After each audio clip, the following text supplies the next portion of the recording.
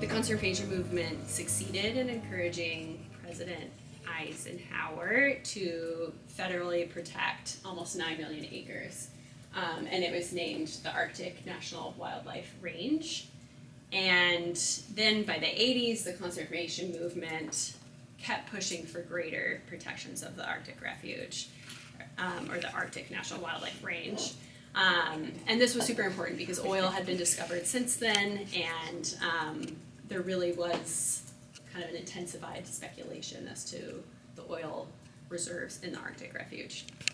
It seems like impending doom, like we've already reached, the point of no return. I don't think so. As a mother of a 13-year-old child, like, these kids are legit. Yeah. They are. Like, Yeah. they know what the fuck is up. Yeah. They advocate for themselves. They advocate for the planet. They did a big walkout, like, last year. Like, they really are interested, I think, because they don't get to see it as much, like, to your point. Yeah. And these kids, maybe it's our generation that could be problematic, but I just watch these kids and I'm so impressed with my son and their friends of how much their knowledge is off the charts. It's incredible. Yeah, Gen X and millennials are a bit nihilistic, but the younger ones are. Shit, we have reasons to be nihilistic. I know we do, but It's fucked. I think it's important to note that we are susceptible to propaganda that is making you hate our future. yeah. And you can't give up on our future. Yeah. That's the children. Irregardless of what they think and what they do, it's on all of you and us to make sure that they're prepared to when that gets passed down. Biggest ally is the fact that it is just not economically feasible to drill in the Arctic. Which is honestly shameful that It we're is. not thinking about it in terms of like humanistic, like. But that's how you But- get them to care. Yeah, what I'm trying to say is like our strategy has. I agree with you. So Yeah. we 100% like do not disagree on anything you're saying. But what I'm trying to say is like those types of arguments are not persuasive At to all. the groups that we need to persuade. Indeed, but they are persuasive too when we go into these offices to lobby. They Well, want to hear the sometimes, but like stories, yeah. really, like what we do is we match voice with motivation, Yeah. like if you will. And so like we know, and again, part of the reason like you're meeting with the offices you're meeting with is because we recognize you have the voice that's going to likely connect best over anyone else that I can get here in DC. We work with a group, like I'll just say, like I'm working with with a sportsman individual right now who's helping us bring sportsman groups. They have their own subset of offices that I know That's right. we'll meet with. Right. Taxpayers for Common Sense, they look at the economics. They go and they have relationships with certain offices where they're a trusted voice and they can talk about all those like number things. And so we do really try and look at like and parse down and know where like voices Are gonna resonate. Yeah. But I will say like generally what resonates is the story. And because we've been where oil's been super high, where it could be viable. I mean, I had a whole this whole energy dominance, energy independence, national security. That's been shit that we've been dealing with since 2004. I also With this issue. And I also think what's compelling is like the reality is like we should as a country be investing more in technologies that drive different types of energy, right? And so I think if we can also there's like folks that recognize that and are pro that because that is revenue generating, right? That is very futuristic thinking that generates jobs. Like there's other areas like yes, our hearts, but that also speaks to people's wallets. Yep. And I think Yeah. that I you totally hit the get nail all of on it. the head right there, and what we really need to really lean into Offering is an the alternative. alternatives Yeah, of revenue generating industries that can, at this moment in time, right now, make infinitely more money than oil. That's what I said. You can. Oh, I'm from Colorado. Okay. Just keep it. Simple Yeah, for and you. usually That's fine. you probably got. It depends on the timing, but usually you'll have maybe like 2-minute elevator type speech. Right. Yeah, that's You know, great. it's pretty quick. But sometimes it can go longer. It just kind of depends. But usually you got like a really small window to say what you need to say. Basically. But, it looks like he's supposed to So ideally, that's how it works, and it also helps assure that everyone has a chance to like kick off and start with their story just for like changing things up. I wonder what is it like. I don't think I've ever like had a meeting with someone that's against the Arctic. Well, no, you wouldn't have. Why not? I would love to experience that. Because for those, we would only bring in, like, for those offices Yeah. where you're already going, if they have a public position in opposition to this issue, we would go through a process that we call power mapping, which means we look at what basically makes them tick. We go through who donates to them, who their teachers are, what their circle of influence is. And then we look at that circle of influence and we figure out what that circle of influence is. And then we usually even have to go 3 out to figure out what is a trusted voice that we could get in, because to change a public position is damn near impossible. So you end up recruiting people from that third web. Yeah, to to then try get and to the talk to second, them. to then get to the first. That's some good strategy. Good lord, my head hurt. Yeah. Good thing I'm an artist. But This is but like right now, so just so who like you on a guys are, It's- I mean, here was, I try and look back, like, I knew nothing about Alaska, when I started here. So like trying to remember, like, this is something that is not on everyone's front of mind. Yeah. We're working to change that. But yeah, so you're kind of like this introductory chapter for them to like bring it, and you do that through like these engaging stories. Yeah. All right, friends, the briefing meeting is done. That was all day, but so informative. I tried to get some snips of like some of the really good conversation we was having. Hopefully it all kind of makes sense out of context, but I learned a lot. We practiced kind of our like pitch, and we know who our senators and representatives we're going to be meeting with tomorrow are. So I am excited. Hi! Looking for my ride. So yeah, I'm excited, and tomorrow should be a really good day. Like, they're saying that it's really not that heavy or scary, and you know, the people that we're meeting with are actually very excited to meet with us, and they want to hear what we have to say. So yeah, it should be good. Hopefully you guys were informed as well. Hey, where are you at? Go down. We're in Hart. We're at Good morning.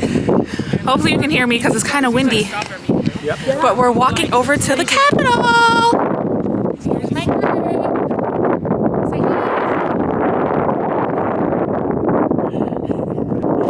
I am wearing a headscarf because it's so windy. I'm gonna take this off before we get to the building. Oh, look at that.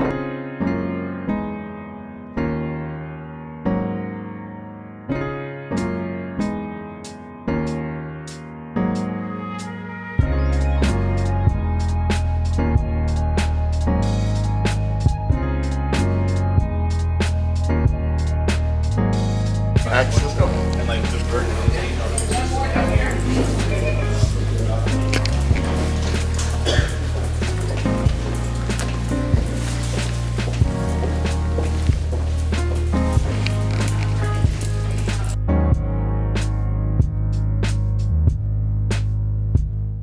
So we just finished our first meeting. Yay! We did amazing. How'd it go for you? We did amazing. I think it went really well, but you know, fortunately, Senator Baldwin is actually very in favor of supporting the Arctic, so that was easy.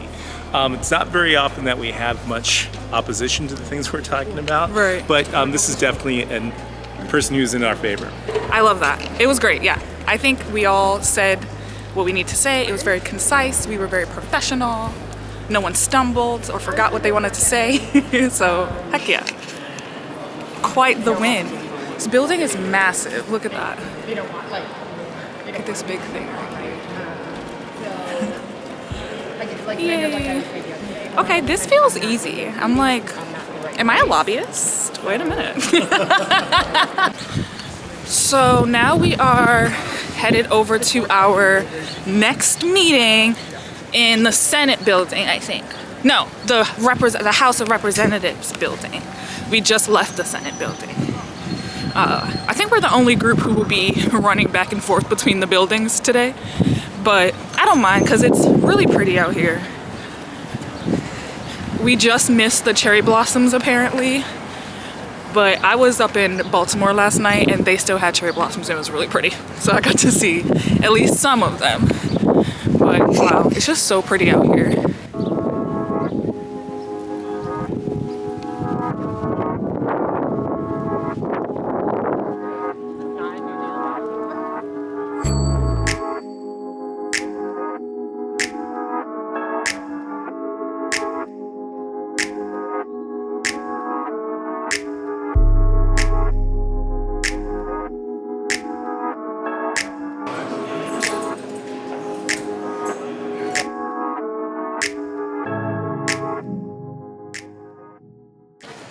Alright, we are inside some government building inside a huge cafeteria about to eat lunch.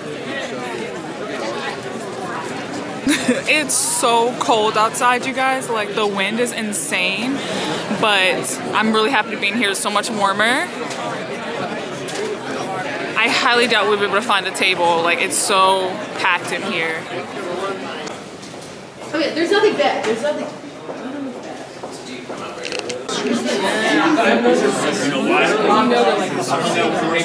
Director at a nonprofit, and we build preschools in underserved communities.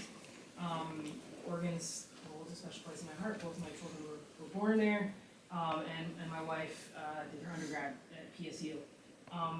And so I had the privilege of making a trip to the Arctic Refuge with Chad and Lovis King. And I went with a group of veterans. I'm also a 13-year combat vet, and I went with a group of vets to find healing and find therapy and camaraderie, and us being together in such a beautiful place. The Gwich'in people spent a week out there, and what struck me the most as I reflect on my time there, again, I'm coming from the perspective of a veteran, and as a veteran, we all take an oath to protect and to serve, and even though we are all out of the military, I think environmental protections feel very much in line with taking that oath to protect and serve. And that, that point you made about taking the long-term approach is also the reason why he's working so hard to oppose, current proposals to sell off public lands as part of what we're hearing Republicans are discussing and putting together their reconciliation bill, just because of the fact that when you lose those assets, you lose them from that they're owned by the public, you lose them, forever, and so there's that irrevocable loss that that he's really concerned about, then diminishing sort of that benefit that you're seeing from these lands going forward. Yeah. Jameson, this is very nice to meet you. Are you home anytime soon? I think first week of July. Okay. Okay, we just met with Senator Bonamici from Oregon. She's that girl, okay? She is that girl. She supports the arts education. She supports all people, okay? All the she, he's, and theys. She supports the environment. I'm jealous of Oregon because they got a good senator, okay? She's that girl. I really enjoyed that conversation. I didn't actually get to talk. It was mostly the Oregon people chatting with her. But wow, I'm inspired. I've never met a politician that checked all the boxes like that before. That was great. If y'all don't know about her, look her up. That was a big thing for us. Thank you much. Good morning, vlog. It is day 2 So and our final day in DC. And we're going to go. We have 3 meetings today. Should be pretty easy. Let's get started. All right, our first meeting of the day is done, and it was positive. All of these meetings have been positive. I did get to talk on this one, and essentially the type of stuff that I tend to say is just my personal experience with the Arctic Circle and the Gwich'in tribe and the tribal members that I got to talk to and learn from. I try and tell like a very short story about something that I learned. Maybe it is a sensitive or like topic of interest to that particular representative. Like, I'll talk about the kids that I met or the climate change that I learned about, you know, depending on the stats or the interest that we have of that representative. So we can like tug at those strings that we know that they will like react to. I think we're walking over to the Senate side now. I'm not sure. I get confused. Senate side, representative side, Senate side, representative side. It's very back and forth, back and forth. But at least today is beautiful weather. As you can see, my hair is not really whipping around like crazy, so I don't feel the need to like cover my hair while we're out here to preserve my style. This is my little fit for the day. I'm wearing my hand knit cardigan and just like a ribbed dress and some boots. Very low key, very professional, very demure, okay? Today is going to be very low key compared to yesterday because we only have 3 meetings. I think we did like 4, maybe even 5 yesterday. I don't remember. It's all kind of blurring together at this point. But wow, what a lively area. Like, obviously I'm from Baltimore. I've been to DC dozens of times, but I never come over here. Like, what am I doing over here for and for what? Right, exactly. So I'm just experiencing for the first time how many people actually come and spend time out here and actually join groups so that they can lobby and like have their voices heard for the causes that they care about. It's really cool.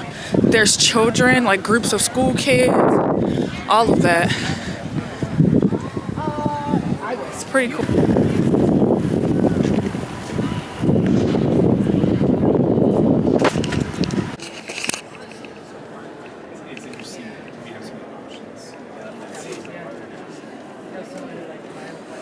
All right, so we just got out of Senator Hickenlooper's office, which is my state senator of Colorado. So I got to lead the conversation. I was too nervous / forgot to ask if I could record, but it was a very mellow conversation. We did not meet with him. We met with like somebody on his staff. And yeah, she was very receptive to everything that we had to say. Something that I did learn in this though is that apparently some senators will only support certain bills that are bipartisan, and so if you don't have bipartisan support, they kind of don't want to touch it because they feel like it's not really worth their time, is kind of what I understood from her. I'm not a political girly. I think I've said this already, so I am learning a lot, and I'm just trying to stay like stay open-minded, but hopefully we had enough good talking points to get her to convince him to co-sponsor the bill.